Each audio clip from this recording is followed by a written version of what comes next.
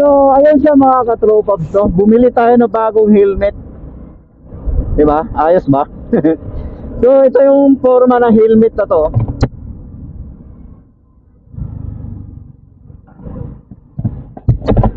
Ayos. Then ito, dual visor din to mga paps. Putik, may laminated pa na ano sticker sa kuan. Hindi ko pa nahugot. Langya na yan. So, ayun, pauwi na tayo. Maiba naman. Kasi wala na kasi talaga akong helmet na matino. Kasi yung helmet na ginagamit ko is kuan yun, helmet yun nung isa. Kaya ito, fit na fit lang sa ulo ko, tsaka magaan siya. Ang sarap niya gamitin kasi fit na fit sa ulo ko. Then ito palang nabili ko is kuan, Neo Green yata to o basta ganun. Then meron sanang violet doon kaso nga lang parang medyo pambabae siya.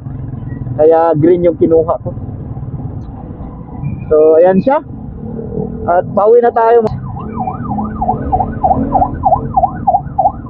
Alright. Okay, shoutout sa lahat. Ingat-ingat sa biyahe. So yun, advance gift ko to sa sarili ko mga katropaps, no?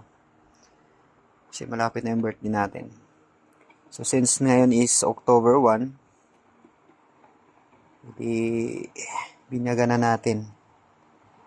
Alright. Okay.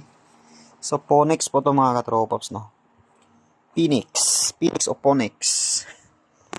So yan, XL size po siya pero sakto lang talaga sa sa ulo ko, sa utak.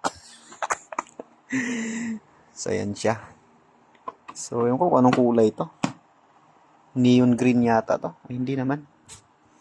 So yan siya. Hindi siya masyadong madilim. So color blue yung lens na to. So hindi siya masyadong madilim paggabi. Sakto lang. Para meron siyang night basta yun na yun. So yun yung size niya. Okay. So yun, nag-promo kasi yung napagbilhan natin ito. Kaya medyo mababa lang yung kuha natin nito mga paps, no? So regular size price talaga nito is nasa 3.9 yata. Oo, ganon. Okay. In fairness, okay siya. Matibay. Yun, kapal. Okay, share lang. Just sharing. Ito, share ko lang sa inyo mga paps, no?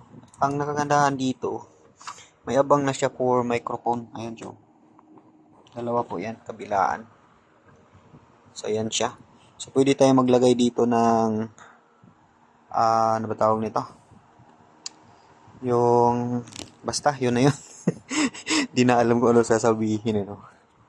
So, ayan siya. Ayan, dalawa siya. Dalawa. So, ang problema lang nito, di ko alam kung paano kayo ilagay yung mount ng camera. Di ko sure kung saan siya pwede ilagay dito. Yan. Pero try natin to, hanapan natin ng pwesto ng mount niya. Kung kaya ba. O baka meron talaga siyang pang mount talaga dito. Okay. So, yun. Ganda talaga pagbago yung helmet. So, try natin to gamitin.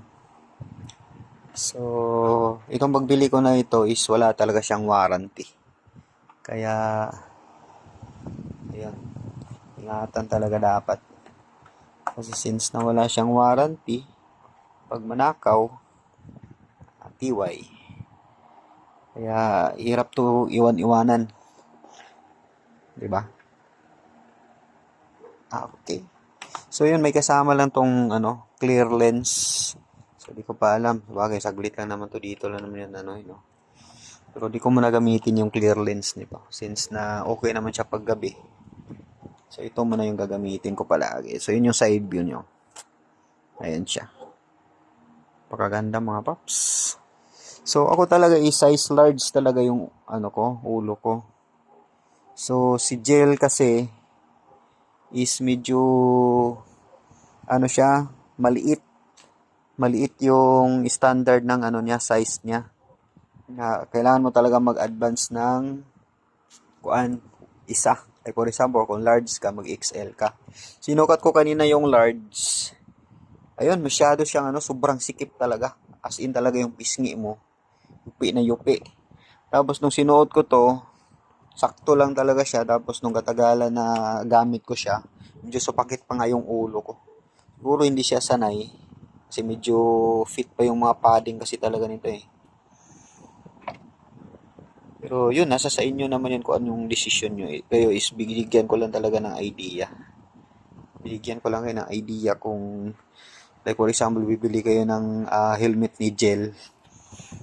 So, masikip talaga siya. For, kung large ka, dapat XL ka. Kung medium ka, dapat large bilhin mo. Kung small ka, medium yung bibilin mo.